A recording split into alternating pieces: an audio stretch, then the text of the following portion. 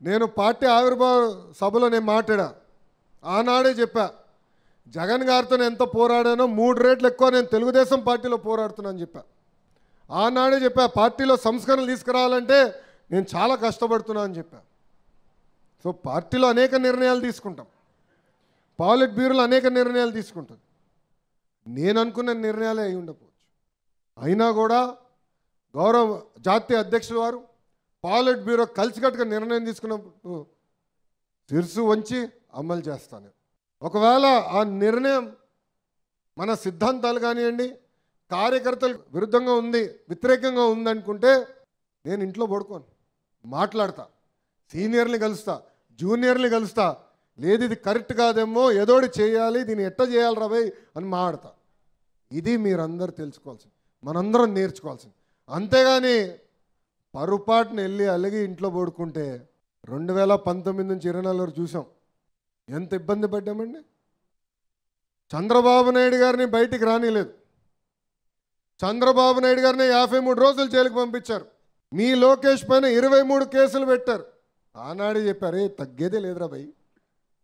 ఆనాడే చెప్పా, జగన్ గారు ఎన్ని కేసులు పెడతారో పెట్టుకోండి, ఆ కాగితం మడిచి ఎక్కడ పెడతాడో కూడా పెట్టుకోండి అని చెప్పా. పెట్టారు, ఇబ్బంది పెట్టారు, సత్యాన్ని ఇబ్బంది పెట్టారు.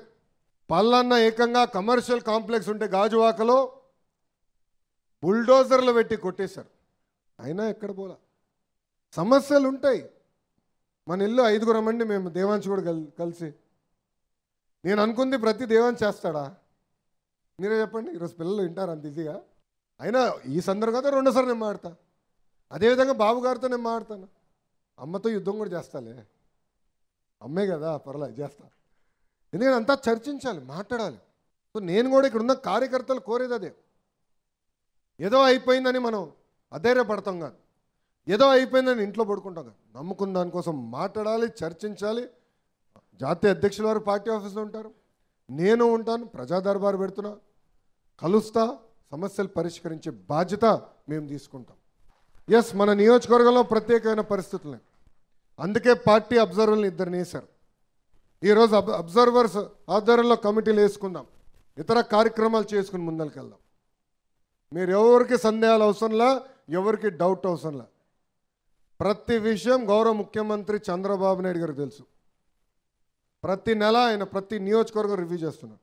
ప్రతి నెల ప్రతి మంత్రిని గౌరవ ముఖ్యమంత్రి గారు లంచ్ పెట్టి కలుస్తున్నారు, భోజనం పెట్టి కలుస్తున్నారు. నేను అనగాని సత్యప్రసాద్ గారిని కలిసినప్పుడు ఆయన కిందున్న నియోజకవర్గాల వారిగా చదివింపించారు, ఏం జరుగుతుంది, ఇక్కడ ఏం చేయాలి, అక్కడ ఏం చేయాలని. గౌరవ ముఖ్యమంత్రి గారు ఏదో అక్కడ ఉన్నారు, ఆయన తెలియదు అనుకుంటాం, చాలా పొరపాటు. ఈరోజు చంద్రబాబు నాయుడు గారు జిల్లాకి వెళ్ళినప్పుడు, ఆ నియోజకవర్గం వెళ్ళినప్పుడు కూడా కార్యకర్తలు సమావేశం పెట్టుకుంటున్నారు. కార్యకర్తలతో మాట్లాడిన తర్వాతనే మళ్ళీ తిరిగి అమరావతి కూడా వస్తాం జరుగుతుంది. ఇది దయచేసి ఇక్కడున్న కార్యకర్తలందరూ గుర్తుపెట్టుకోవాలని నేను మిమ్మల్ని అందరూ కోరుకుంటున్నాను. కలిసి మాట్లాడదాం, మన సమస్యలు మనం పరిష్కరించుకుందాం. అలక మనకు వద్దు, ఆ జబ్బుకి పర్మనెంట్ రేడియేషన్ ఇవ్వాలి మనం. అది ఈ రోజు నుంచి మొదలు పెట్టండి అని మిమ్మల్ని అందరినీ నేను కోరుకుంటున్నాను. ఇంకో పక్కన మనకి మహానాడు కార్యక్రమం కూడా వస్తుంది, పవిత్రమైన కార్యక్రమం దానికి. దాని తర్వాత కడపలోనే బహిరంగ సభ కూడా ఏర్పాటు చేసుకుంటున్నాం. దాని ముందల నియోజకవర్గంలో కుటుంబ సాధికార సారథి, క్లస్టర్ యూనిట్ బూత్ కమిటీలు, నియోజకవర్గం మండల కమిటీలు అన్నీ పూర్తి చేసుకోవాల్సిన అవసరం ఉంది. అది అయిన తర్వాతనే పార్లమెంట్ కమిటీలు, రాష్ట్ర కమిటీ మనం ఏర్పాటు చేసుకుంటాం జరుగుతుంది. మహానాడు లోపల పూర్తి చేయాలనేది గౌరవ జాతీయ అధ్యక్షుల వారు, రాష్ట్ర అధ్యక్షుల వారు పల్లా శ్రీనివాస్ గారు మనందరికీ ఆదేశాలు జారీ చేస్తాం జరిగింది. మనందరం సహేతుగా పనిచేసి ఇది పూర్తి చేయాలని ఇక్కడ ఉన్న కార్యకర్తలందరినీ, నాయకులు నేను కోరుతాం జరుగుతుంది. మనందరం కలిసికట్టుగా పనిచేయాలి, కలిసికట్టుగా ముందరికెళ్ళాలి. ఇంకో పక్కన మనకి మిత్రపక్షాలు, జనసేన పార్టీ అయి ఉండొచ్చు, భారతీయ జనతా పార్టీ కూడా అయి ఉండొచ్చు. ఆనాడే చెప్పాం, రాష్ట్రం కోసం కేంద్రంలో మనం భాగస్వామ్యం అవుతున్నాం, రాష్ట్రం కోసం ఎన్డీఏలో మనం చేరుతున్నాం, రాష్ట్ర ప్రయోజనాల కోసమే మనం కూటమిలోకి వెళ్తున్నామని గౌరవ ముఖ్యమంత్రి గారు కూడా చెప్తాం జరిగింది.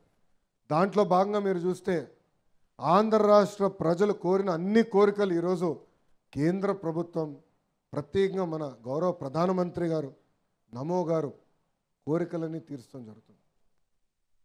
మీరు ఒక పక్కన చూస్తున్నారు, భారతదేశం వ్యాప్తంగా ఉక్కు ఫ్యాక్టరీలన్నీ ప్రైవేటీకరణ జరుగుతున్నాయి.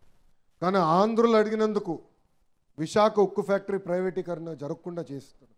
అమరావతి మీద చాలామందికి అపోహలు ఉంటే మొన్న ప్రధానమంత్రి గారు వచ్చి అపోహలన్నీ తొలగిచ్చేశారు.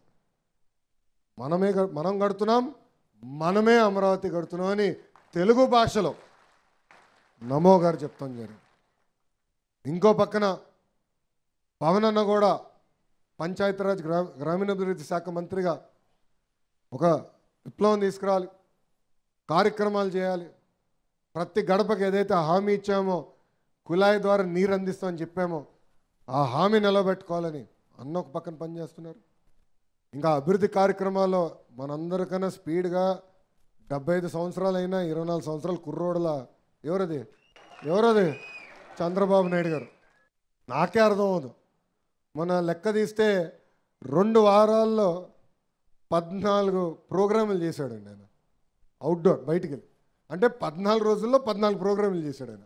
క్యాబినెట్లో కూర్చొని అనుకుంటాండే ఈ స్పీడ్ ఆగదురా భయ్, మనం పరిగెత్తాల్సిందే కానీ అనుకుంటాం. చంద్రబాబు నాయుడు గారు మన కోసం, మన పిల్లల భవిష్యత్తు కోసం కష్టపడుతున్నారు. 75 సంవత్సరాలైనా వయోభారం ఎక్కడ కంపడకుండా ఆయన ఈరోజు రాష్ట్రం కోసం, ప్రజల కోసం, కార్యకర్తల కోసం కష్టపడుతున్నారు. అందుకే ఆయనకు అండగా నిలబడాలి, కలిసికట్టుగా ముందరికి వెళ్ళాలని మిమ్మల్ని అందరినీ నేను కోరుకుంటూ, నాకు ఇంత అద్భుతమైన అవకాశం ఇచ్చిన కార్యకర్తలందరికీ పేరు పేరున హృదయపూర్వక ధన్యవాదాలు తెలుపుకుంటూ, నాకు ఆనాడు బాగా గుర్తుంది, సత్యవేడి నియోజకవర్గంలో పాదయాత్ర చేసినప్పుడు కూడా పోలీసులు ఎలా ఇబ్బంది పెట్టారో మనందరూ గుర్తుంది. గురించి స్టూల్ బిక్కుని వెళ్ళిపోయారు. స్వామి ఇక్కడనే మా భాష ఉండాలి, ఎక్కడున్నావా భాష, ఒక చేయి పైకెత్తు. భాష అని ఏకంగా ఆనాడు నా సౌండ్ బాక్స్ పట్టుకున్నాడు, స్పీకర్ పట్టుకున్నాడు. నేను మైక్ పట్టుకుని మాట్లాడుతుంటే ఏకంగా భాషని కొట్టారు. ఈరోజు అదే పోలీస్ సోదరులు మనకు సెల్యూట్ కొడుతున్నారు. అదే ప్రజాస్వామ్యం గొప్పతనం. సెల్యూట్ కడుతున్నారని మాయలో పడకూడదండి, అది గుర్తుపెట్టుకోవాలి. నేను ఈరోజు ల్యాండ్ అయిన తర్వాత అన్నకు ఫోన్ చేసి చెప్పిన కారులో ఉంటే, అన్న ఎస్పీ గారికి ఫోన్ చేసి చెప్పండి, ఇంతమంది భద్రతా సిబ్బంది నాకు అవసరం లేదులే స్వామి.